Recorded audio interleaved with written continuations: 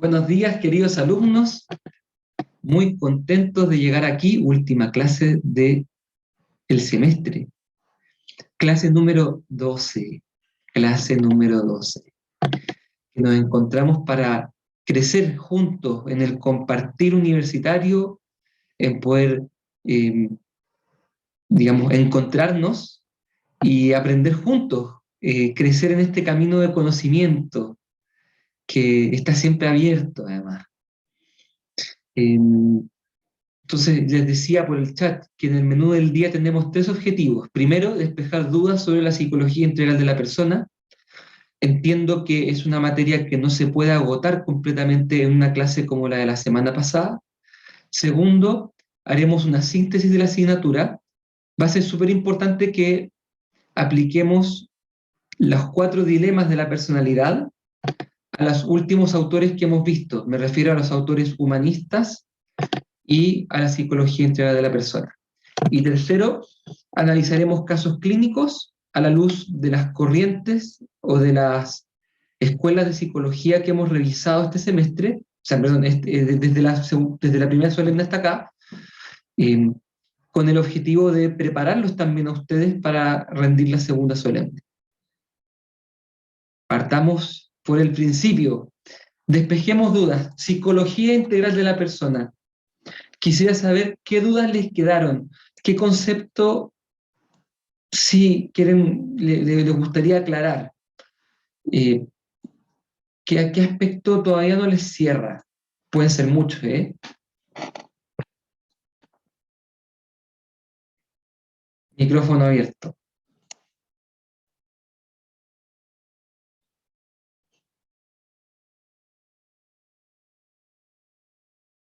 Cri, cri. Cri, cri. Javier Garrido, adelante. Sí, profe, yo tenía como muchas dudas como respecto a las últimas diapositivas que la profe Maca había pasado, que era como de la persona, creo, algo así.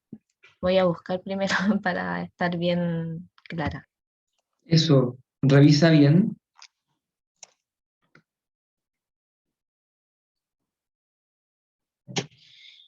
Belén Martínez, mientras tanto Javiera revisa sus apuntes. Sí, profe, es que, ¿me escucha? Claro que sí.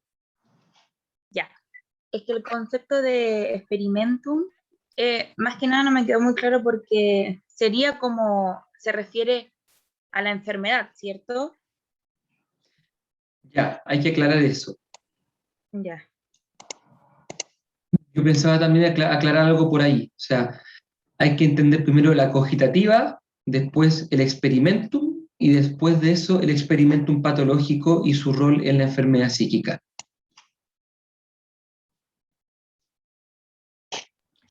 Profe, ahora sí creo que es lo mismo que la Belén, que a mí yo como que quedé, como que entendí hasta solamente la parte donde habló la profe de la persona, que hizo como un esquema de las facultades vegetativas, sensibles y eso. Hasta ahí nomás como que entendí bien, porque después de la parte del fundamento ético hacia abajo como que me enredé, entonces como que no entendí bien a qué se refería con la enfermedad psíquica y todo eso, como que me confundió.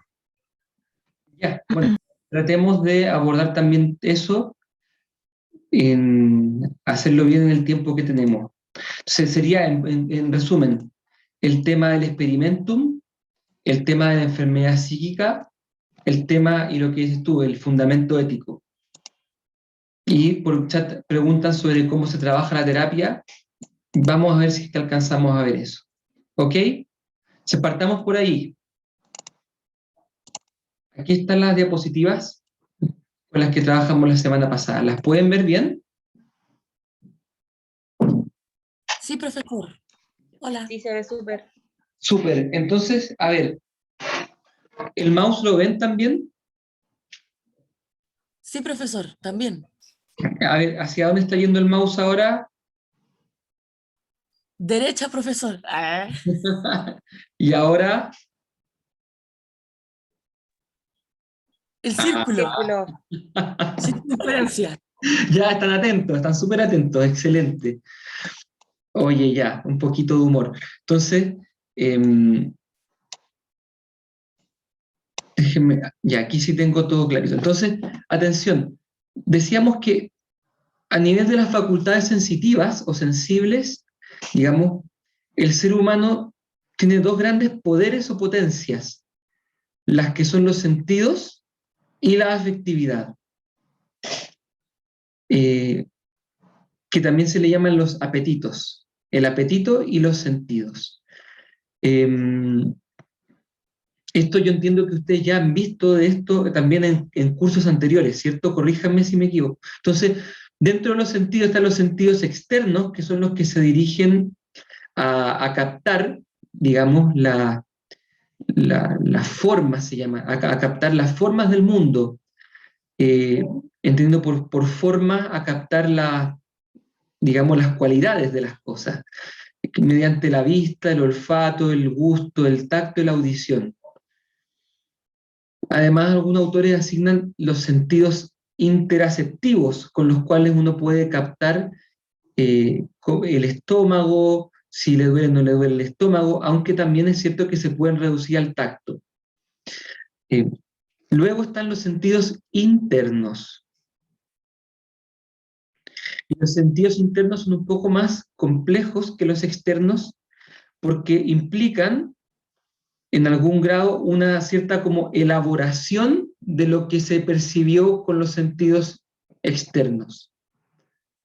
Podríamos decir que los sentidos externos sensan o captan, pero los sentidos internos perciben, o sea, elaboran algo a partir de lo captado. Entonces el sensorio común, en primer lugar, en pocas palabras, esto lo vamos a ver bien el próximo semestre en afectividad, pero reúne todas las percepciones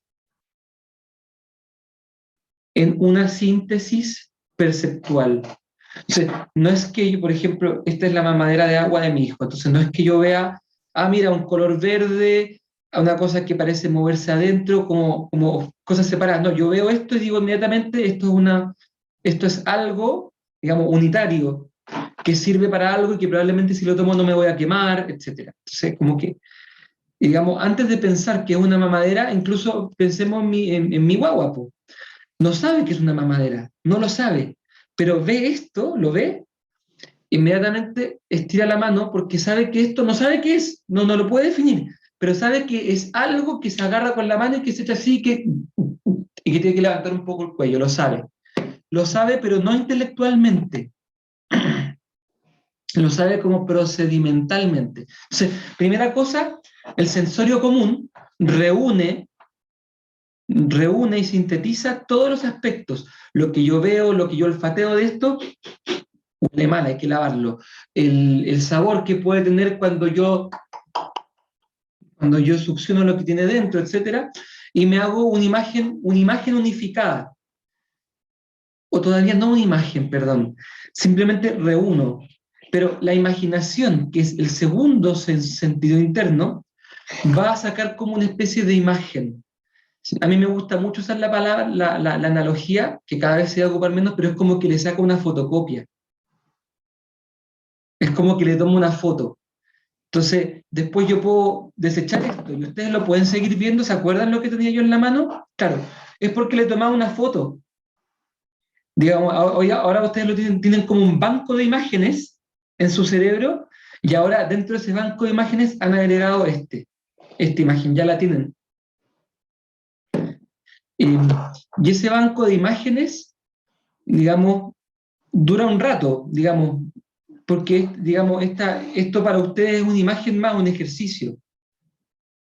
Entonces la imaginación es la que forma esta imagen interior, y esta imagen interior, ahora yo tengo, la guardo como imagen en mi banco de imágenes, y segundo, yo ahora, como soy bacán, puedo combinar mis imágenes del banco de imágenes. Entonces puedo juntar esto, por ejemplo, con los audífonos. Y puedo imaginar que esto es como la nariz, estos son como la oreja y que se pone los audífonos. O puedo imaginar que esto le echo otra cosa adentro, con malicia, y que me la tomo y la hago pasar piola. O sea, uno puede imaginarse unicornios, centauros y cualquier tipo de mezcla de cosas que no existen en la realidad, pero que yo con la imaginación creativa lo puedo hacer. Es lo que hacemos los músicos cuando componemos música, juntamos sonidos que hemos escuchado y los reunimos, los componemos, los ponemos uno al lado del otro de una manera creativa. Y eso se hace con la imaginación. Luego tenemos, atención, la memoria, que uno puede decir, oye, pero profesor, si ya habló usted del banco de imágenes de la imaginación. Sí, pero atención, una cosa es tener un banco de imágenes como neutras, que no significan nada para mí, y otra cosa es guardar el recuerdo de la mamadera de mi hijo. Ya no es solamente una imagen abstracta, una imagen neutra, es un recuerdo con significado vital. Una cosa es que yo te diga, por ejemplo, no sé, una imagen de hombre o imagen de mujer, y otra cosa es que pienses en tu pareja. Tu pareja será un hombre o una mujer, eh, eh, pero bien especial. O sea, una cosa es, por ejemplo, pasa con los nombres. Eh, una cosa es decir, no sé, cualquier nombre de persona, y otra cosa es decir el nombre de la pareja de uno o de los papás de uno. Ese nombre no solamente está en la imaginación, sino que está en la memoria. Sí, la memoria tiene un significado afectivo. En la memoria se guardan las experiencias vitales. O sea, pensemos en las experiencias de apego, la experiencia de haber sido mirado o la experiencia de haber sido usado por un papá para satisfacción propia del papá, la experiencia de haber sido recibido con entusiasmo por alguien o la experiencia de haber sido utilizado por alguien que jugó conmigo una noche. Entonces, digamos, son experiencias que se van guardando. E insisto, estamos siempre en un nivel de facultad sensitiva, animal, un nivel que compartimos con los animales. No tiene por qué ser tan razonado esto simplemente está como incorporado, incluso incorporado a nivel cerebral y a nivel del cuerpo. El cuerpo recuerda, el cuerpo tiene memoria.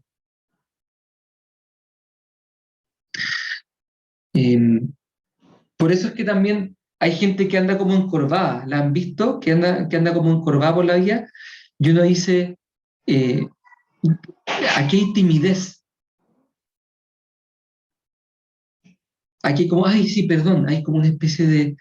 Y eso es como una especie de memoria de las muchas veces que esa persona ha sido humillada, golpeada o maltratada, y que le ha hecho como andar por la vida como a la defensiva, como cubriéndose. Sí, el cuerpo tiene memoria también, o sea, la memoria, atención, la memoria no solamente es memoria también en el cuerpo, es muy completo esto.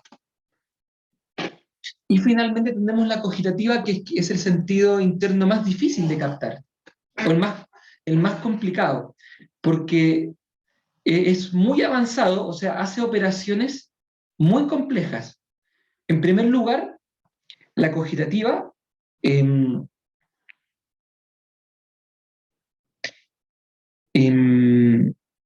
la función de, llamémosle así, realizar un juicio sobre si las cosas son convenientes o inconvenientes, y mírenlo cómo lo voy a decir, al organismo, al animal. Si, por ejemplo, cuando yo pongo mi mano, cuando yo estoy como en un lugar que está con mucho calor, muy caluroso, normalmente lo que va a pasar es que yo voy a sentir como incomodidad, como ganas de salir de allí. No es porque yo esté razonando, esto hace calor, como hace calor yo estoy incómodo, como que un poco físicamente yo siento que es incomodidad, mi cogitativa capta que es inconveniente y entonces salgo. O por ejemplo, yo veo a mi hijo de 3 años cuando yo le sirvo un plato de salchicha y otro de lechuga. Adivinen qué es lo que dice su cogitativa, ¿cierto? La salchicha dice, esto es lo conveniente. Y entonces, y cuando ve la lechuga, la cogitativa de mi hijo capta, esto es inconveniente a mí, es complicado de comer, es desagradable para mi paladar. Entonces, atención, la cogitativa, o sea, obviamente que racionalmente hablando, entendemos que comer lechuga es bueno, pero eso lo capta la razón. Si la cogitativa fuera completamente racional, en ese sentido, todos los niños comerían lechuga. Lo que pasa es que la cognitiva capta lo conveniente e inconveniente para la parte sensible. No el verdadero bien, sino que más bien el bien aparente. Esto es súper importante. La cognitiva, digamos, recibe todo lo que la imaginación le da, por así decir, la imaginación le ofrece a la cognitiva todo lo que ha reunido para atrás, y la cognitiva dice, esto es conveniente, esto es inconveniente, desde el punto de vista animal, orgánico, no desde el punto de vista de lo verdaderamente conveniente para la persona integral, sino que a nivel orgánico. De ahí que, por ejemplo, cuando llevo a mi hijo a vacunarse, está muerto de miedo. Yo le puedo convencer, a tratar de hablarle a su dimensión racional de mi hijo, la vacuna te conviene porque así te enfermas menos, etc. Y él puede decirme, sí, papá, pero está sudando, porque en el fondo su cogitativa está imaginándose el pinchazo, y obviamente que cualquier animal, cuando siente que le van a pinchar, es como una cosa riesgosa para la vida. De ahí que sea natural que haya un cierto temor a la vacuna, a un pinchazo. Entonces, esa es la cogitativa. Fíjense que juzga lo conveniente e inconveniente, pero más bien a un nivel aparente o sensible. No es el verdadero bien de la persona todavía, pero lo capta. ¿Y saben qué es lo más delicado de esto? Es que una vez que lo capta la cogitativa, ¿ven mi mouse? La cogitativa cierra, digamos, hace su veredicto, timbra, agarra el sobre y se lo manda a la afectividad. Entonces, las emociones que tenemos reaccionan a los juicios de la cogitativa. De ahí que uno puede racionalmente decir, cuidado Diego, te vi. De ahí que uno pueda decir, que no pueda decir con... Perdón, lo que hace es que Diego se puso a rayar. Ya no va a poder hacerlo más, Diego, ya no vas a poder rayar más, te corté el seco. Mi cogitativa dijo, danger, danger, aquí alguien se está metiendo en tu metro cuadrado. Mi entendimiento después dijo, sí, esto es razonable cortarlo, así que me confabulé con mi cogitativa y lo corté. Eso es. Entonces la cogitativa, digamos, hace este juicio inmediato de las cosas, de conveniencia a inconveniencia, y este juicio se lo transmite a la afectividad y se genera la emoción. Por lo tanto, cuando sentimos cosas, emociones, etc., y no sabemos de dónde viene, ahora ya sabemos de dónde viene. Viene del juicio de la cogitativa. Yo no puedo sentir ninguna emoción, no puedo sentir temor por algo si primero no juzgo que eso es peligroso. No puedo sentir agrado por algo si es que no juzgo que eso es placentero antes. No puedo sentir deseo por algo si es que primero no juzgo que es deseable. ¿Se entiende? Entonces la cogitativa es la que va a mandar la emoción que va a surgir. Segunda, entonces, a ver, el segundo poder de la cogitativa es, digamos, es captar la utilidad práctica de las cosas. Eso explica por qué mi hijo de 11 meses ve esto y lo agarra y se lo echa a la boca, porque capta para qué sirve, pero no intelectualmente. Es como un procedimiento, es como cuando yo te pregunto, oye, cuando tú sales a andar en bicicleta, partes con la pierna derecha o izquierda, ¿cuánta fuerza imprimes con la pierna? No tienes idea, simplemente lo haces. Es lo que le pasa a alguien cuando aprende a manejar. Al principio lleno de teoría, no, es que le envía, después de un tiempo tú no sabes cómo manejas. De hecho, tienes que como que detenerte y hacerte preguntas a ti mismo para poder explicarle a otro cómo se maneja. Porque es algo que quedó en tu procedimiento, en tu cogitativa. Y tercera capacidad de la cogitativa, que en el fondo hace... y aquí vamos entrando al experimentum. La cogitativa es capaz de reunir una serie de memorias que tienen relación entre sí y sacar un factor común. Uy, pero eso parece muy racional, profesor. Es muy racional, pero todavía no lo hace el entendimiento. Eso no lo hace uno ocupando la razón. Esto es lo que alguien le llamaba la generalización. Entonces, por ejemplo, memoria 1. Fui a mi primer carrete y saqué a bailar a 2 chicas y la primera me dijo, estoy bailando con mi amiga, y la segunda me dijo, voy al baño. Carrete 2. Traté de sacar a bailar a una niña y me dijo, me miró de arriba para abajo y me dijo, estoy ocupada. Tercero, voy a una fiesta, veo que todos mis compañeros están bailando con alguna chiquilla y yo no estoy bailando con nadie. ¿Cuál es el nombre de la película? Soy... triste, sí. Soy rechazable, soy poco valioso, ¿cierto? No soy deseable, no soy querible, no soy digno del afecto de una pareja. ¿Se entiende? Soy feo, soy poca cosa. Dependiendo, digamos, dependiendo de lo que, de la biografía, va a ser cuál va a ser la frase exacta que surja. Pero esa frase, atención, no la formula el entendimiento. Es como una especie de frase que se formula sola, que uno como que la siente. Me siento feo, me siento... Cuando todo eso lo hace la cogitativa. La cogitativa saca el factor común, y ese factor común, atención, se llama experimentum. El experimentum es la conclusión que saca la cogitativa a partir de 2 o más memorias que tienen algo en común.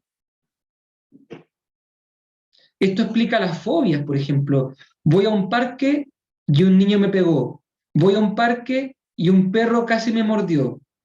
Al día siguiente mi mamá me dice, vamos al parque, y yo ¿qué le voy a decir? Yo puedo tener 2 años. Si le digo, mamá, no quiero ir, o me pongo a llorar.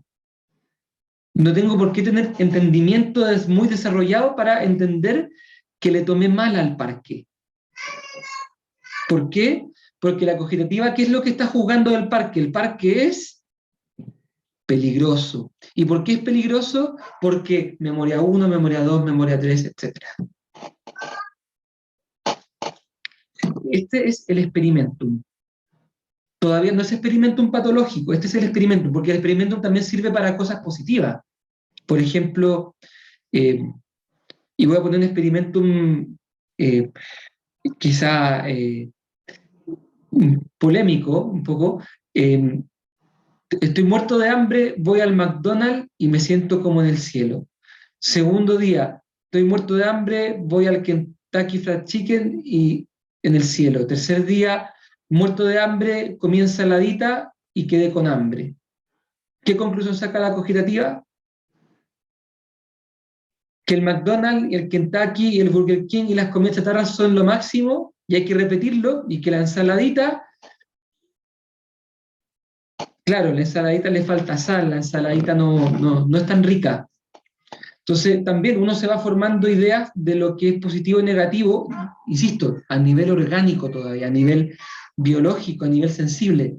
Racionalmente yo puedo entender que no me conviene ir al McDonald's, lo puedo entender, pero eso no quita que cuando paso por fuera me imagine la comida y quizás salive, incluso pueda salivar.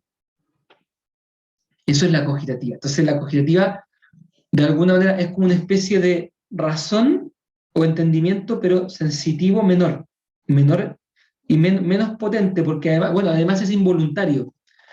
Digamos, si fuese voluntario no habrían personas traumadas.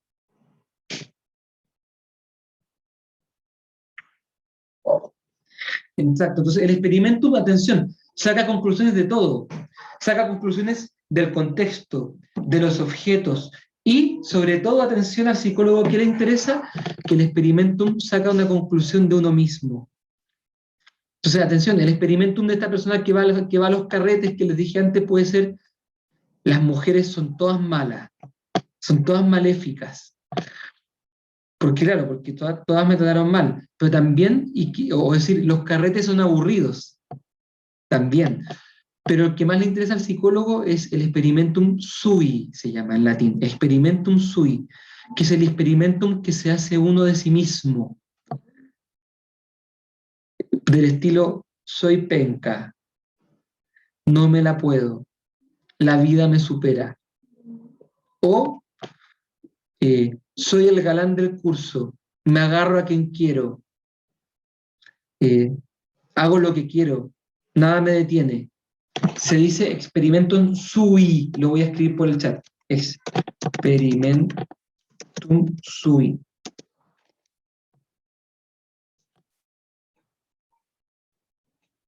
El experimentum de uno mismo, de mí mismo. Entonces, ¿por qué nos interesa tanto? Bueno, hemos dado una vuelta larga, pero la cogitativa formula el experimentum en base a las memorias. Bueno, habría que, para cerrar esta explicación, este experimentum del estilo soy penca, ¿me siguen? Soy penca, lo formula la cogitativa, pero después la memoria lo va a guardar, porque la cogitativa no almacena. La memoria sí almacena. Entonces, el experimentum, en sentido exacto, hay que decirlo así: lo forma la cogitativa y lo almacena la memoria. Ya sabemos cómo lo forma la cogitativa. Lo forma a partir de dos o más memorias que tienen algo en común.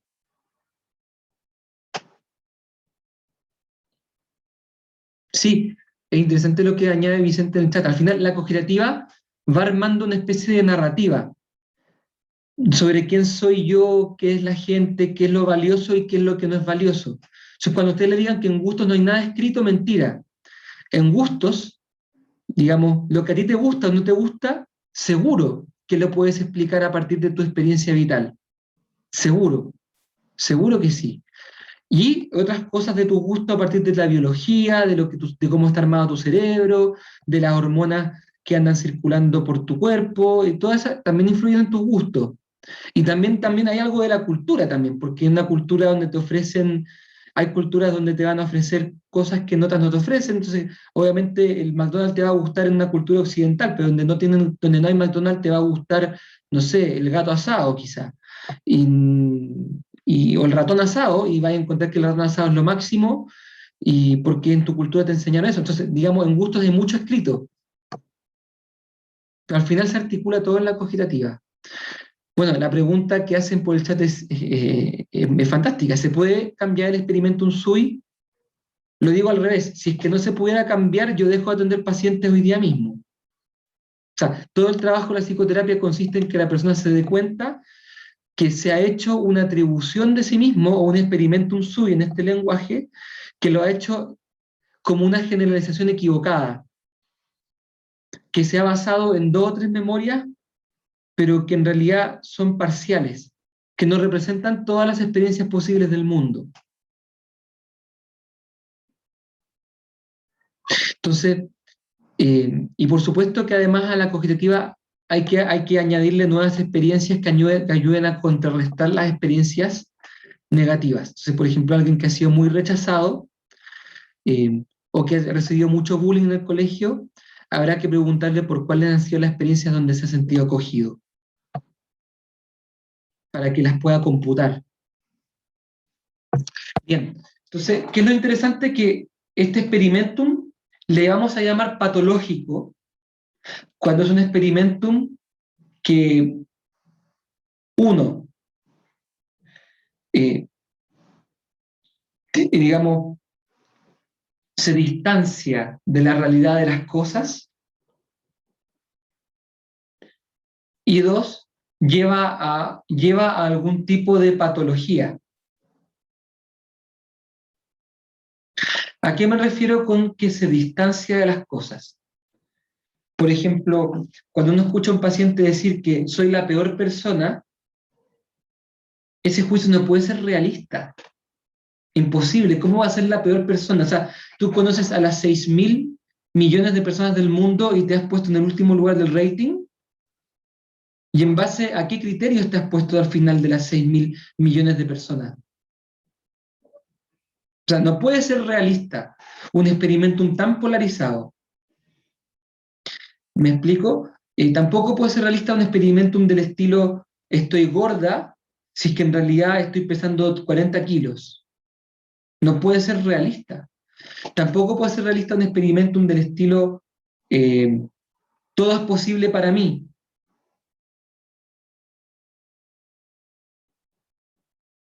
Al menos podrás decir, mira, todo, tú puedes, es posible que lo intentes todo. Eso sí, te es posible intentarlo todo, pero conseguirlo no, porque no eres Dios. Ni siquiera, atención, ni siquiera, se me fue el nombre, ni siquiera Trump pudo lograr todo lo que quería. Y eso que, digamos, todas las lucas, todo el poder político, y no, o sea, habría que ser Dios para poder lograr todo. Entonces, al final, o experimento un patológico, todas las mujeres me quieren hacer daño, o todos los amigos te traicionan. ¿Me explico? Que obviamente la primera cosa, todas las mujeres son malas, me puede llevar a un rechazo absoluto de las mujeres, o incluso del elemento femenino en mi personalidad. Y experimentum del estilo,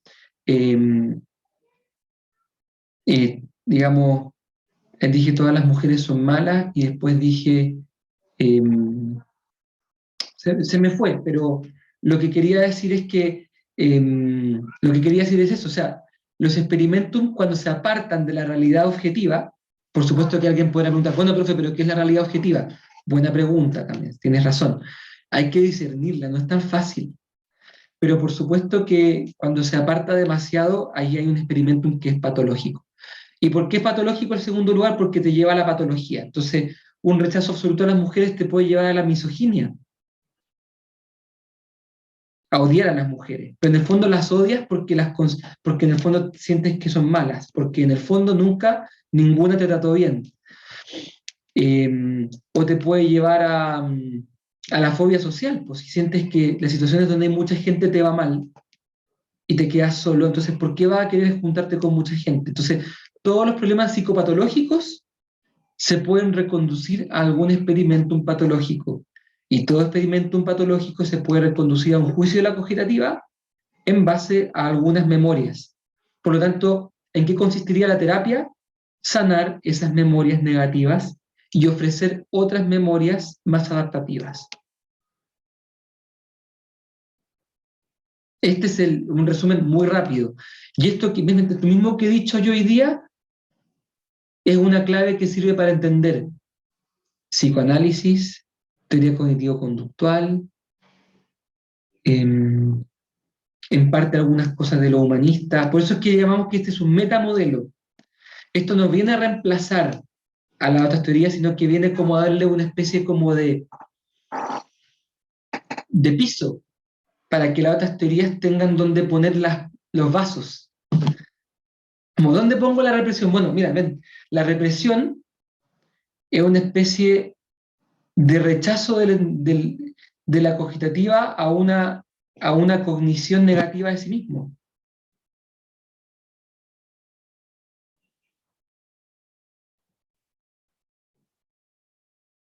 Entonces, al final, bueno, es más complejo, pero hay que, digamos, en este espacio, digamos, en esta propuesta hay espacio para todos. Esa es la idea.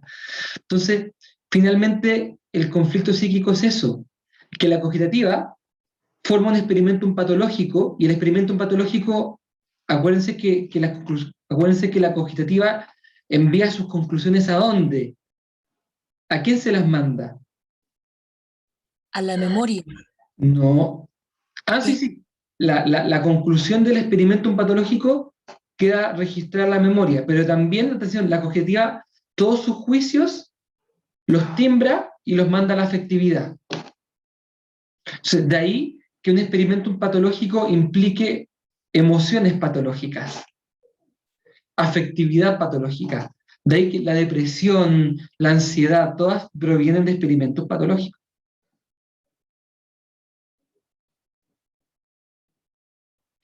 Y esto, por supuesto, que genera el conflicto psíquico del que daba la profesora Macarena, porque el entendimiento dice, yo no le debería tener miedo a la gente, o no le debería tener miedo a pololear, a tener pareja. Lo entiendo, pero a la hora de, se me hace, me paralizo, se me aprieta la guata, no quiero estar allí, tiemblo. Ese es el conflicto que no se puede superar simplemente a fuerza de voluntad.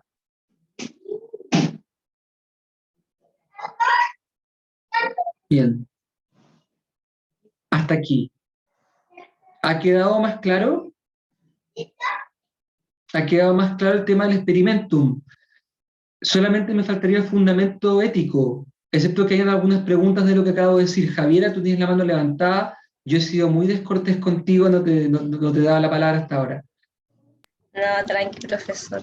Yo entendí mejor, pero lo último es que tengo así como una pequeña duda. ¿A qué se refiere con que estos tres tipos de memoria? ¿Cuáles serían esos tres tipos de memoria? Como para que me quede más claro, si es posible. 3 tipos de memoria. Es que usted dice que en cuanto a la cogitativa, hay 3 tipos de memoria, y que esto de lo que estaba explicando del experimento, que cuando se vuelve patológico, y habló de algunos 3 tipos de memoria, pero no los nombró, entonces eso quiero saber. Quizás me expresé mal. Quizás lo que quise decir es que la cogitativa forma un experimentum a partir de 2 o más memorias. Eso, ¿a qué se Claro, refiere? porque si yo tengo una mala experiencia, no saco conclusiones tan rápido. Saco conclusiones cuando repetidas veces me ha ido mal en algo. Ya, entonces como que a memoria se refiere como a experiencias que yo he pasado. Exacto, memorias son experiencias guardadas en la memoria. Eso es. Gracias, profe. De nada. Entonces, bien, dicho esto, el fundamento ético, muy cortito. Esto es importante porque hay muchas corrientes psicológicas que no se pronuncian respecto de qué es lo que es bueno y qué es lo que es malo y qué es lo que es malo para la persona. Por ejemplo, Rogers no dice que hay algo bueno o malo, excepto, digamos, para Rogers lo único bueno es seguir la sabiduría organísmica de la persona. Eso sería lo bueno, independiente del resultado que arroje. Eso pone en aprieto a Rogers, porque, por ejemplo, Rogers le hace la pregunta, ¿qué pasa si la sabiduría organísmica del cliente le dice al cliente que tiene que quitarse la vida? ¿El psicólogo humanista interviene, le dice que eso no lo tiene que hacer?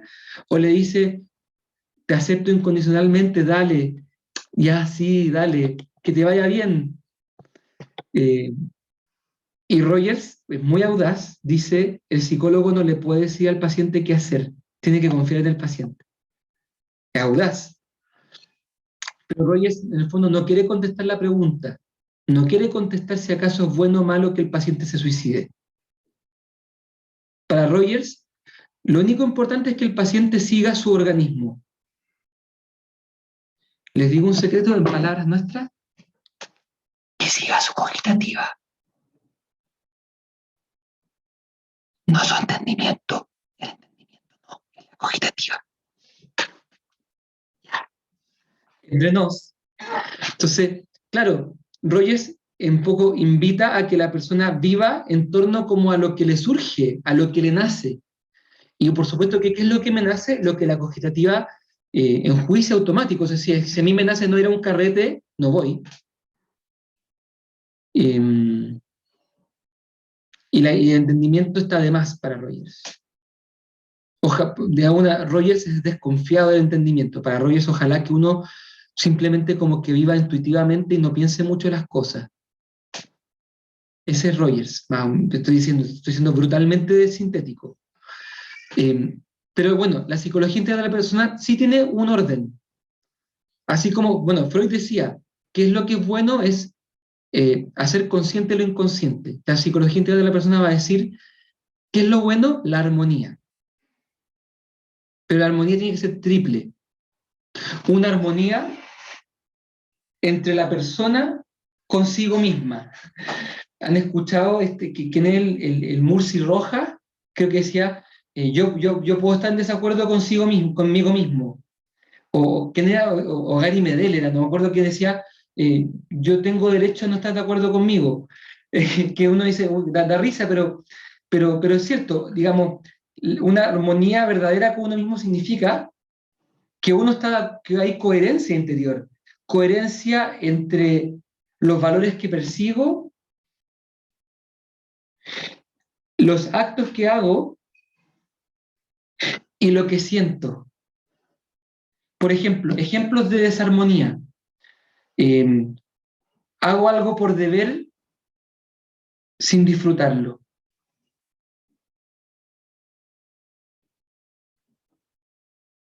Por supuesto que la armonía mayor es, hago las cosas, sí, puede ser por deber, pero además descubro el valor positivo que tienen y entonces las gozo también. Entonces, logro entender por qué es bueno lavar la loza, logro entender, o sea, y al revés, digamos, a ti te gustaría, te propongo lo siguiente, cásate con alguien que sea un buen partido para ti, pero que no te guste. ¿Te gustaría la propuesta? No, tú quieres a alguien que te parezca bueno a tu intelecto, pero además a tus sentidos te guste también, pues tú quieres a alguien que digamos, que te guste integralmente. Como también tienes que tener ojo con no quedarte con alguien que simplemente te gusta a nivel sensitivo, pero no a nivel racional. Porque entonces, claro, vas a sentir un chorro de endorfinas cuando estés con la persona, pero después cuando te ponga los cuernos o te lleva a donde tú no querías ir, vas a ser tremendamente infeliz. Entonces, digamos, en la elección de pareja se tienen que juntar las dos cosas. Tiene que ser una persona apropiada desde los sentidos, sí, te tiene que gustar, te tiene que producir algo. Si no, ¿cómo vas a tener algo con esa persona? Y segundo, racionalmente te tiene que parecer apropiada para ti. Porque cuando uno busca una pareja, no busca pareja simplemente para darse besos, uno busca una pareja también pensando en construir algo, en llevar juntos una vida, y para eso no cualquier persona te sirve. No te sirve cualquier persona. Si tú eres un jeep, ¿cómo te vas a acompañar de un auto que no anda, que no sea un jeep? Porque tú te vas a meter a los caminos de tierra y esa persona no te va a acompañar. O esa persona, imagínate, fue un auto chico, ¿cómo tú le vas a acompañar a las cosas? Tienen que ser personas que tienen fines semejantes. Así de claro. Si no, digamos, te puede encantar. Puede ser que sueñes a diario con esa persona, pero y que te produzca, te mueva todas tus hormonas. Pero si no te va a hacer feliz porque va hacia allá y tú vas para allá en la vida, ¿cómo? ¿Cómo? No se van a encontrar. Entonces, la armonía primero tiene que ser interior. Se tiene que juntar que tu afectividad esté de la mano con tu racionalidad. Que no vivas como dos, digamos, tu dimensión racional y tu dimensión sensible como dos áreas separadas de tu vida. Que lo que le pasa es que tiene trastornos mentales. Porque siente fobia de algo que intelectualmente dice que es bueno. O le gustan cosas, o digamos, o con la razón se da cuenta que hay cosas que debería buscar, pero no siente ninguna gana de hacerlo, como el depresivo. Entonces, primer desafío, o primer objetivo bueno para el ser humano, alcanzar armonía intrínseca. Cuerpo, alma y mente unificadas. Ese es el piso. Todos buscamos esa unidad, esa armonía interior, todos la buscamos. No hay nada que a uno le irrite más que cuando a uno le llaman incoherente. Por ejemplo, tú dices eso ahora, pero la semana pasada dijiste esto. La peor ofensa. En la política todo el tiempo esa es la ofensa. Mira, estos son los diputados de no sé qué. Frase el año 2004, frase ahora. Miren cómo se venden, miren cómo cambian. Criticamos la falta de coherencia. Y quizás nosotros tenemos que partir primero por ser coherentes nosotros mismos, actuando, llegando a obtener la virtud, que significa actuar por razón y con afecto. Eso ya lo vimos la semana pasada. Segundo, la armonía extrínseca, porque la persona no es como una especie de burbuja que va flotando en una especie de éter. La persona está anclada en una realidad específica. Y cuando digo realidad específica, digo una realidad con sus leyes. Por ejemplo, yo no puedo ahora saltar por la ventana y volar. No puedo. Hay una ley de gravedad que es brutal. Profesor, pero la física cuántica ha mostrado que la ley de gravedad es relativa y la ley de la relatividad es... Sí, sí, ok, pero si yo me tiro por la ventana, digamos, me voy a caer. Entonces, esa realidad no es cambiable por mis deseos. O sea, yo puedo, si no, es injusto que uno se tire por la ventana y uno, bueno, todo lo que queráis, pero es un hecho. O sea, hay realidades que son innegables. Y esta actitud, digamos, esta armonía se ve especialmente quebrada en los trastornos psicóticos, donde se ha perdido juicio y sentido de realidad. Medianamente quebrada, aunque las cosas no se pueden quebrar a media, o sea, o se quedan o no se quebran, pero en los trastornos de personalidad, donde se capta la realidad concretamente bien, pero se pierde el sentido de realidad. Interpreto las cosas mal. Cuando alguien me escribe por el chat, pienso que me está queriendo atacar. Y quizás eso no es real, pero lo percibo así. La armonía extrínseca significa que yo estoy, digamos, mi manera de vivir está en armonía con la realidad. Profe, ¿pero qué es la realidad? Bueno, filosofemos y todo, pero convengamos en que hay, digamos, hay algo fuera de nosotros que quizás nos cuesta mucho conocerlo, pero que es objetivo, a lo que todos nos referimos. Y tercero, la armonía con los demás, que es la capacidad también de formar amistad. Es la capacidad de encontrarme con otros seres humanos y tener relaciones de armonía y de concordia. De ahí que una persona que todo el tiempo se pelea con todo el mundo no es sana. No es sana.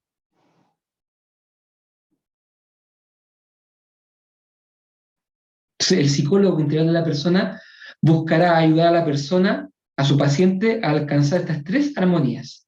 Armonía interior, armonía exterior y armonía con los semejantes. ¿Sí? Sí, Es que, por ejemplo, en el caso de la armonía exterior me acordé del tiro del caso de Charly García, cuando se lanzó. Y en ese caso en particular, polémico, podríamos entender a Charly García como un personaje, bueno, además de que ya él es estrambótico, se le puede entender como un personaje medio alterado en el nivel de la facultad psíquica, en este nivel que estamos hablando como de armonía. había que distinguir, mira, hay que distinguir entre Charly García, artista, y Charly García, persona. Claro, Porque hay que entender que cuando un artista está haciendo su show, toma un rol, toma un papel, se las da o sea, hay artistas que cuando, digamos, se suben al escenario, se ponen y se visten como nunca más se visten en la vida, ¿cachai? Y pensemos en un David Bowie, pensemos no me viene ahora, pero hay otros, en Slash, creo, hay otros grupos que también son unas puestas en escena impresionantes, pero en la vida real no son así. O sea, habría que ver si Charly García tiene su personaje Charly García, o más bien, habría que conocer a Charly García la persona. Y ahí podríamos hacer un diagnóstico recién. Pero que un artista se tire, bueno, eso es propio donde todo buen artista lo hace, digamos. Entonces no podemos claro, juzgar. sí, claro, claro, claro. Es que es como una opinión personal nomás que, o sea, como un pensamiento personal nomás, que me pongo a pensar en esa situación y es como que como que no lo entiendo, pero desde esto que estamos hablando de que ¿cómo se lanza? pero, pero bueno, es porque, claro, él es... El showman, pues en el circo la gente hace cosas que no hace en su vida cotidiana. Y eso es normal, y eso es lo correcto. Lo que sería enfermo es que en el circo la persona haga lo que hace en su vida cotidiana. Es decir, que sea incapaz de actuar. Bien. Este es el fundamento ético. ¿Ok? Y significa que hay tres direcciones de bondad para el ser humano. No da lo mismo para dónde. Como psicólogo yo no puedo, por así decir, proponer o favorecer todos los procesos que sean de desarmonía interior con la realidad o con los demás. Y eso, por supuesto que nos va quedando la pregunta de cómo se, digamos, cómo se analiza esto en un caso clínico. Eh, pero antes de eso quisiera que pudiéramos mirar rápidamente, con permiso de ustedes, voy a cerrar el punto 1 del menú del día, que es un repaso de la psicología integral de la persona o aclaración de dudas, ¿ok? Cerrado. Segundo, tenemos que ahora revisar en base a los 4 dilemas de la personalidad, tanto la psicología integral de la persona como la teoría humanista. Soy la psicología integral de la persona. Y a ver si encuentro rapidito el PDF, el PowerPoint. Ahí estoy buscándolo. Los dilemas. Aquí están.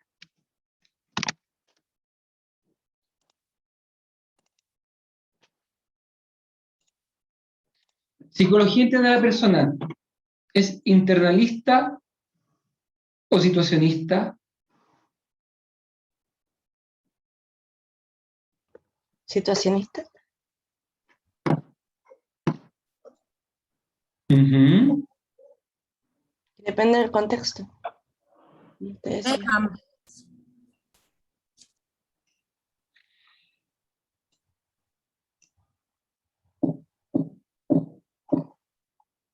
La psicología integral de la persona, ¿en qué sentido sería ambas? No, perdona, profesor, que estaba pensándola, como que la pregunta es situacionista, ahora que lo pienso más. A ver, ¿por qué? Ya que tengo el micrófono prendido, se debe, porque no obedece la teoría, no obedece algo como un factor biológico o interno, es más bien, como dice ahí, una reacción frente a la situación. O sea, como que está evaluando más eso, creo, de la persona, creo. Es que la cognitiva es parte de, se amolda al contexto que le está pasando a la persona. Entonces, por lo mismo dije situacionista. Porque todo el rato como que usted habló de que la cognitiva se amolda al contexto y ese contexto se puede amoldar a las emociones y la cognitiva tiene mucho que ver con nuestra memoria, pero de la experiencia que hemos tenido. ¿Te refieres a la cogitativa? O sea, eso. Sí, me encanta porque yo creo que efectivamente, si nos fijamos en el ser humano solamente a nivel sensible, es así. Es más moldeado o modelado por las experiencias de vida. Pero atención, la psicología integral de la persona tiene la tercera dimensión, que es la dimensión espiritual o racional, donde está el entendimiento de la voluntad, de la que hablé poco ahora, poco o nada. Pero en definitiva, es ese el centro de la personalidad, porque yo puedo estar muy enfermo en lo sensitivo, pero si me doy cuenta desde la parte racional, puedo pedir ayuda. Entonces, lo justo, atención, es que es interaccionista. ¿Se acuerdan que estaba esa opción que aquí no está dicha? Sí, profe. Interaccionista, pero habría que decir interaccionista pero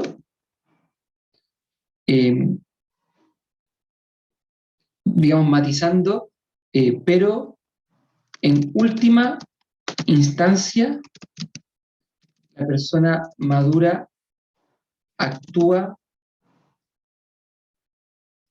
libremente, es decir, a partir de un factor interno. O sea, es interaccionista porque reconoce el rol que tiene la situación, pero en última instancia, el actuar de la persona madura es un actuar libre, es un actuar decidido, desde dentro, desde lo más interno de uno. Es la única manera de explicarse la vida de las grandes personas, de los modelos de personalidad que conocemos.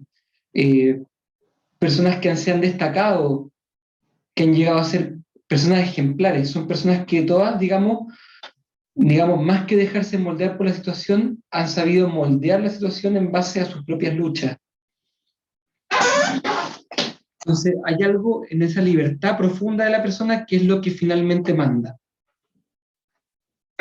La personalidad es una entidad con existencia real en el sujeto o una manera práctica de denominar un conjunto de hábitos mirados desde afuera. La personalidad, es que la pregunta es muy compleja, profe. No, no lo duden, en la psicología de la persona se cree que la dimensión sensitiva es una potencia que tiene existencia real. Y la personalidad también es real, es algo que existe en el sujeto. No, no es una manera arbitraria de denominar algo desde el exterior. De todas maneras, es postura biofísica. O sea, digamos, el alma humana es algo cierto. Claro, no hay que confundirse. Cuando hablamos de alma humana no estamos pensando en una especie como de espíritu fantasmagórico que se encarna en un cuerpo, como en películas así como de Gasparín o Ghost, o cosas así como una especie de espíritu blanco que se mete en un cuerpo. No, alma en el sentido de que hay algo intangible que es motor de vida. Es aquello que se va del cuerpo. Digo, es mala metáfora porque el alma no es una cosa que se mueva, es aquello que se va cuando la persona fallece. Queda el cuerpo, se fue el alma. Ese principio de vida se fue, ya no está. Tercero, personalidad, ¿es algún patrón de interacciones entre fuerzas afectivas y cognitivas? ¿Es alguna estructura interna? ¿Es alguna constitución biológica?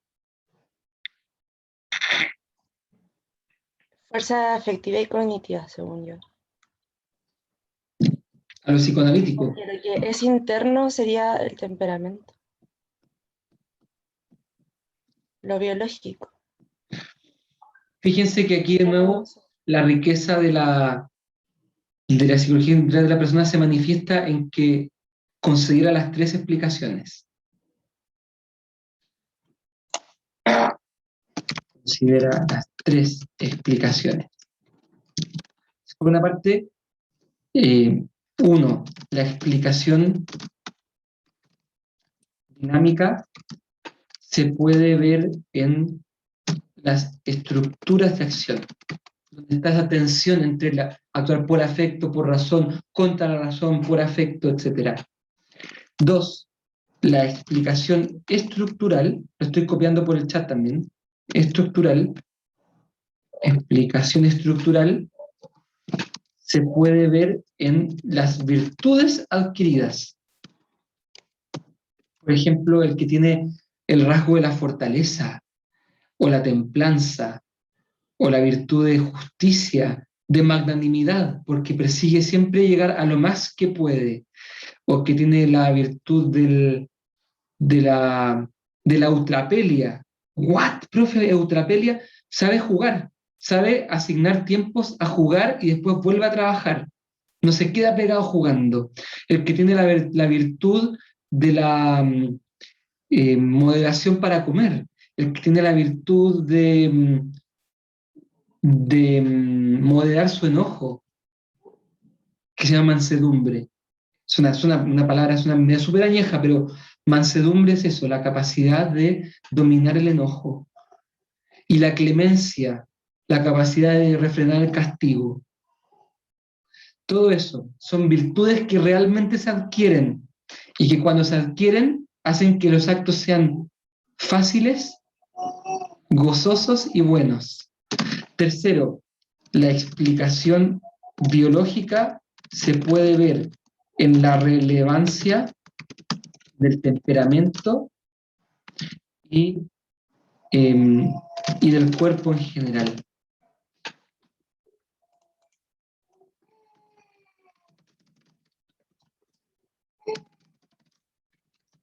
Ahí está. Entonces, de alguna manera, esta psicología integral de la persona permite que estas tres explicaciones coexistan, cada una en su sitio, cada una con su peso propio. Finalmente, ¿se explica a partir de la genética del ambiente?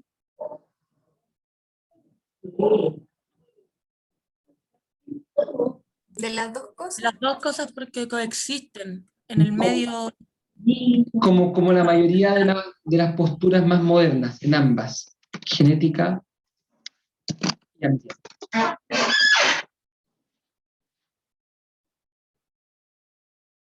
O sea, digamos, la psicología de la persona asume todos estos modelos, menos la postura biosocial. Todo lo demás lo asume.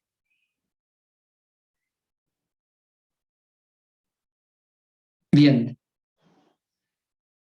Hagamos el mismo ejercicio. Entonces, Ya que estamos ¿por aquí. qué lo biosocial no? Lo biosocial, tal como está concebido, digamos, quiere decir lo siguiente. No existe algo así como una personalidad que esté en la persona. Lo que existe es una serie de conductas que desde fuera la gente la clasifica como que si hubiera algo ahí adentro, pero en realidad no lo hay.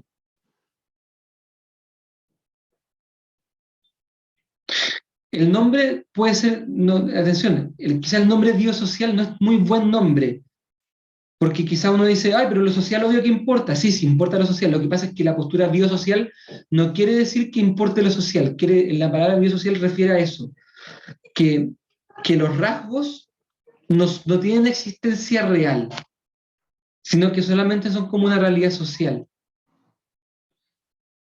una realidad como ficticia. ¿Profe? ¿Sí? Entonces, con lo que usted dijo, sería como un sinónimo de lo que usted dijo, como de que en la biosocial, yo puse así como, no existe realmente, sino que existe en cuanto a social, en cuanto a que es social. O sea, como que en la sociedad articula este constructo Exacto. social. Valga la Exacto. Sí. Ya. Gracias, profesor. Muy bien dicho. Bien. Estas son las 4 preguntas respondidas para la psicología integral de la persona. Un poquito de esfuerzo de ustedes y hacemos al tiro al humanista. Humanista, modelo internalista o situacionista.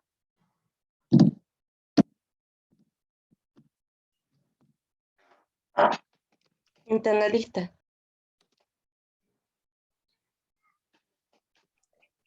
Yo creo que es situacionista, profe. ¿O no? ¿Qué situacionista? Sí, porque depende de, o sea, el desarrollo del individuo igual depende de su entorno. El desarrollo de las máximas potencialidades. No. Sí, yo creo que si hacemos doble clic, Ay, tiene- Bueno, hay una relación con el entorno, sin duda, en lo humanista. Al menos como el entorno es como lo que posibilita el desarrollo del organismo. Sí, sí, digamos que es interaccionista, pero lo mismo, interaccionista con énfasis enorme en lo interno. Pero, Porque profe, además, si es una sola, o sea, si se tendría que escoger una de entre las dos, sería entonces más interaccionista. O sea, sería interaccionista porque están las dos juntas. sí, Claro. Ahí, ya. sí, sí. Para ser justos, aunque hay que decir que el, digamos, a ver, no, sí, está bien, dejémoslo así. Personalidad, ¿es biosocial o biofísico para los humanistas? Los rasgos de la personalidad. Biosocial. Biosocial. ¿Por qué? Porque la Porque sociedad demanda la personalidad. ¿La qué? Porque la sociedad tiene que ver con, como que demanda la personalidad que debe tener la persona, como que igual la forma. Profe, ¿Mm? ¿será biofísico? No recuerdo cuál de los tres de los que nos mostró decía que no necesitamos nada del exterior para potenciar lo que tenemos adentro, pero no recuerdo cuál de los tres. Mm. Los tres, po. Los tres son, a los tres le dan mucha preponderancia el factor interno. La personalidad. Yo creo que para los humanistas, fíjense que es biofísico, porque ellos creen, estoy pensando en Rogers, en esto del organismo, que va forjándose ideas en torno como a su, y características en torno a su experiencia del campo fenomenológico.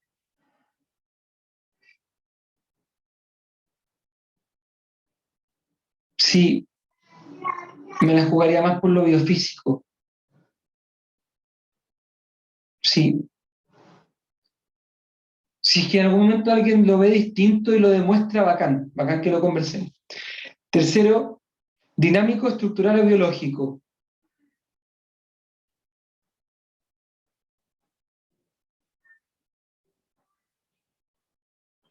biológico, estructuralmente biológico. En cuanto a o sea, en lo humanista, profe, Claro. A ver, vamos descartando. claro, eso. Los humanistas ven un patrón de interacciones de fuerzas internas que se oponen entre sí y luchan. Sí, ¿En qué sentido? A ver, Nadia. o sea, es que no me acuerdo qué autor era que hablaba como del perro, y no sé si era el perro arriba, perro abajo. Sí, Ah, sí, Peirce, como que había una lucha así como interna. sí, sí, y también se puede ver en Rogers y en Maslow cuando están las necesidades, y hay necesidades que son más importantes que otras también. Digamos, se puede hablar de un cierto conflicto interno, sí, sí. Se puede hablar de estructuras internas, algo así como rasgos. Los humanistas hablan de rasgos o virtudes o características que se pueden adquirir. Sí, parece, con la pirámide, por ejemplo, Maslow con su pirámide. No, pero la pirámide de necesidades, Maslow dice que el hombre necesita cosas en distintos niveles, pero no que el hombre tenga características como, por ejemplo, ser bondadoso, ser egoísta o cosas así. Pero sí el humanismo parte de algunas premisas como, bueno, como todo, o sea, ay, es que la verdad estoy confundida, profe.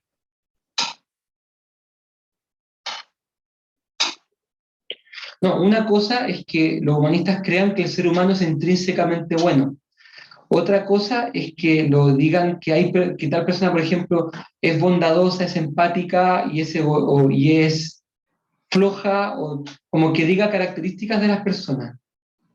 La verdad es que de eso he escuchado menos, no tengo tanta noción escuchar en boca de Rogers, Maslow o Peirce que las personas puedan tener como o adquirir ese tipo de características y que esas determinen su actuar.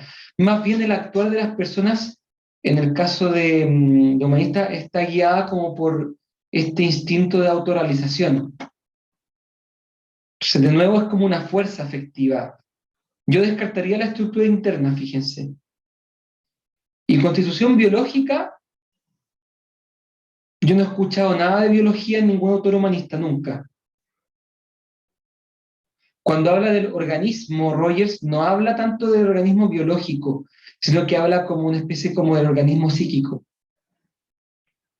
No, Rogers y Maslow no abordan el tema de los temperamentos o el tema de que quizá haya alguien con problemas psiquiátricos que haya que darle algún medicamento. De hecho, en general los médicos son bien contrarios a la medicación porque creen que está todo más bien como en lo interior, más que en el tema biológico. Diría así, principalmente. No he visto distinto. Tomás. Pero, por ejemplo, cuando Maslow dice que tenemos que satisfacer nuestras necesidades biológicas básicas para desarrollar necesidades y deseos más complejos, ¿eso no sería, en parte, darle importancia al factor biológico? Pero, A tener satisfacción, el hambre, refugio, etc. sí, pero ¿por qué dices que son biológicas? O sea, son necesidades netamente biológicas que ¿Eso lo dan dices al tú o lugar. lo dice Maslow?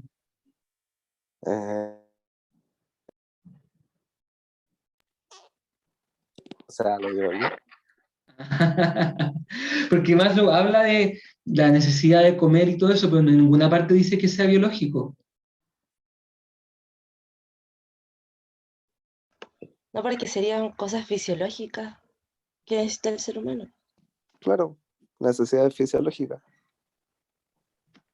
¿Quién le llama fisiológico, Maslow o ustedes?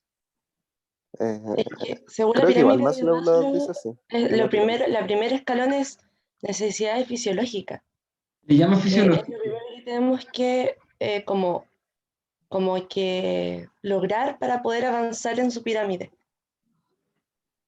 Entonces siento que igual podría ser, como dice el Tomás, biológico, lo del ser humano. Déjame revisarlo bien. No, Porque, por lo que me acuerdo de la pirámide de Maslow, el primer escalón era necesidades fisiológicas, que O era sea, no comer, solo... agua. sí, le llama fisiológica. Ujú. Sí. Ahora, si eventualmente hay un nivel de la pirámide de necesidades de Maslow, no significa que todo lo humanista entonces en su conjunto le interese el cuerpo, o perdón, le interese lo biológico. Digamos, o al menos, no, digamos, no es que, no, difícil afirmar que la personalidad se deba a la biología en algún humanista, ¿me explico? Claro, claro. Si es que llegamos a establecer, sí, concedamos que Maslow le da al final de la pirámide o en la base coloca el tema fisiológico, ya, ok. Pero eso justifica que entonces adscribamos a toda la psicología humanista una preocupación por la constitución biológica y que esa constitución biológica influye en la personalidad. No, porque es solamente un autor. Es un autor y es una parte pequeña de una parte del autor y habla de lo fisiológico, pero bueno, no dice que eso determina la personalidad tampoco. Sí, si bien como que no define la personalidad en sí, por lo que lo veo, es esencial y fundamental para llegar a la cúspide de la pirámide, si no, no se puede. Claro, pero atención, una cosa es que sea importante satisfacer la necesidad biológica. Otra cosa es que la biología influya en la conformación de la personalidad y ahí ya haga que nos distinga. Porque al final lo importante aquí es si acaso la biología hace que mi personalidad se distinga de la personalidad de los demás.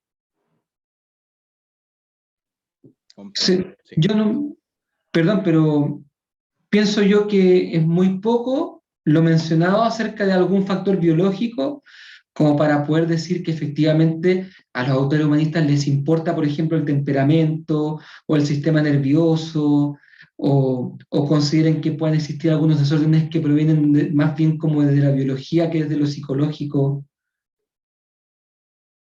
Es eso, estoy ponderando eso. Tomás, Profe, William mandó un mensaje. ya no estoy viendo el mensaje, a ver, voy a tratar de encontrarlo. ¿Dónde estás, mensaje? Aquí estás.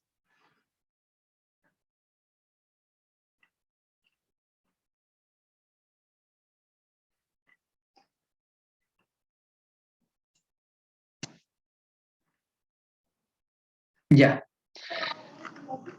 Ya, William está haciendo un argumento como de empate, como, bueno, si, si digamos, es la misma importancia que le da la psicología integral de la persona, luego, luego, entonces, digamos, si le interesa lo biológico, o podríamos decir al revés, pues si es la misma, entonces a la psicología integral de la persona quizás no le interesa lo biológico, porque el empate tiene que ser para un lado. A ver,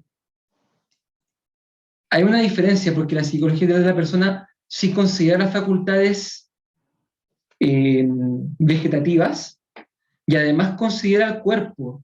Acuérdense que hablábamos del ilemorfismo al principio, donde la persona es un compuesto de cuerpo y alma. Y eso de ahí se deriva que al psicólogo integral de la persona sí le importe, sí se interese por los aspectos psiquiátricos. Ustedes van a ver que en la teoría humanista hay muy poco interés por lo psiquiátrico. De hecho, hay un autor que se llama Robert Laing, que es antipsiquiatra, y que considera que la psiquiatría es una especie de forma de encarcelar al ser humano, que todo el tema biológico es una cosa falsa, en el fondo, una manera equivocada de mirar. Entonces yo diría que no es exactamente lo mismo, no es exactamente lo mismo. Por extensión de tiempo, perdón, no quiero extender este debate ni detenerme a explicar toda la importancia que tiene el factor biológico en la psicología integral de la persona, porque creo que no es momento. Lo podemos hacer en otro momento, pero tratemos de cerrar esto. Entonces, yo propongo que para los humanistas no es importante la constitución biológica a la hora de explicar la personalidad. Eso quiero decir. No estoy diciendo que no consideren que exista, no estoy diciendo que no consideren las necesidades fisiológicas, estoy diciendo que no es relevante para ellos la constitución biológica a la hora de entender la personalidad. Eso es lo que quiero decir y por supuesto que lo podemos debatir en algún otro momento. Miguel, tú tenías la mano levantada, perdón. Sí, profe, era respecto a explicar la personalidad de la base estructural en el humanismo, porque William había comentado algo que encontré cierto, que era que Maslow explica estructuralmente a la persona autorrealizada en base como a rasgos.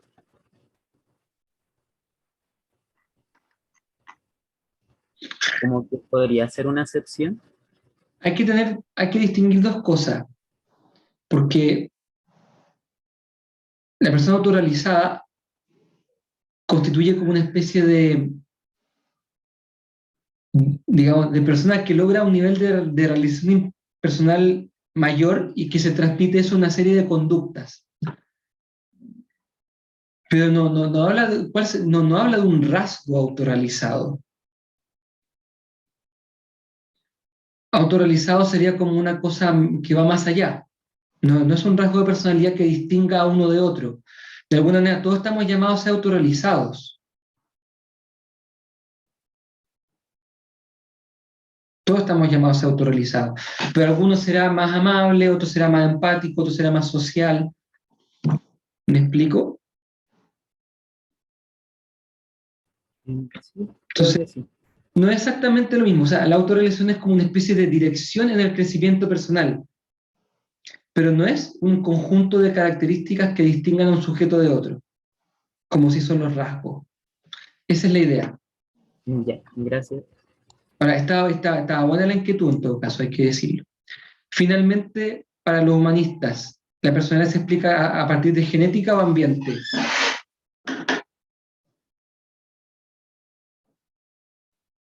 Ambiente, totalmente. A ver,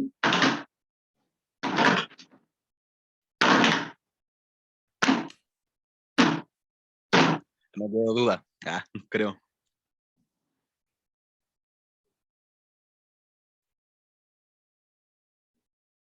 me la voy a jugar. Yo creo que ninguna de las dos. Yo creo que ninguna. Porque nunca he escuchado, no están ni ahí con el tema de la herencia genética, ni con ese tema, no he visto nada de eso. Y el ambiente tampoco es lo relevante, porque al final hay un tema como con la sabiduría del organismo, que es la gran fuerza que guía a la persona en su desarrollo. De ahí que habría que decir que se explica a partir de la sabiduría propia del organismo. Que sepa Dios de dónde sale, pero sale, digamos, está allí para ello, y esa sabiduría es la que va como guiando el desarrollo de la persona. No es ni los genes ni el ambiente.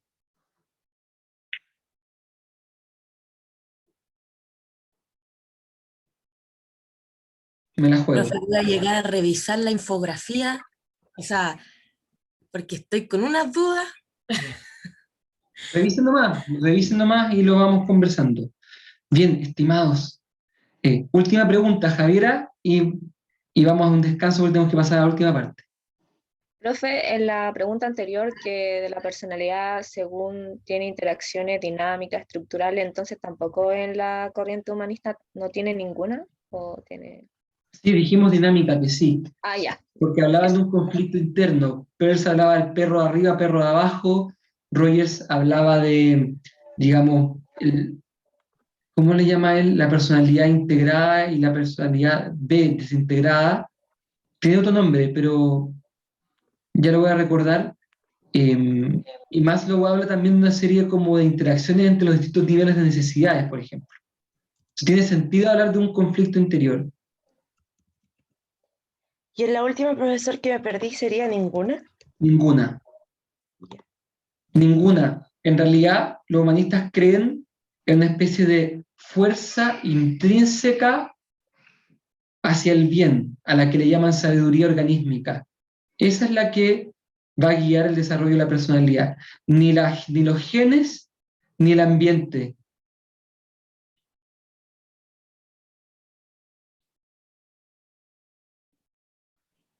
Profe, Vicente.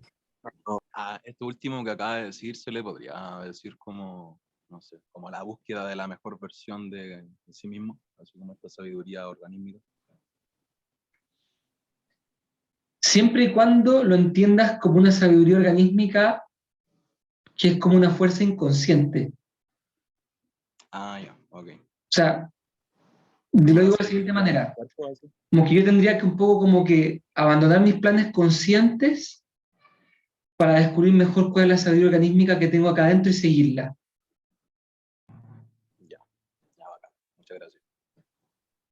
Ya, estimados, estamos con el tiempo justito, tenemos que ver el análisis de caso. Son las 10:17. Hagamos la corta para aprovechar el tiempo en 8 minutos más. A las 10:25 volvemos. Ok, profe, nos vemos.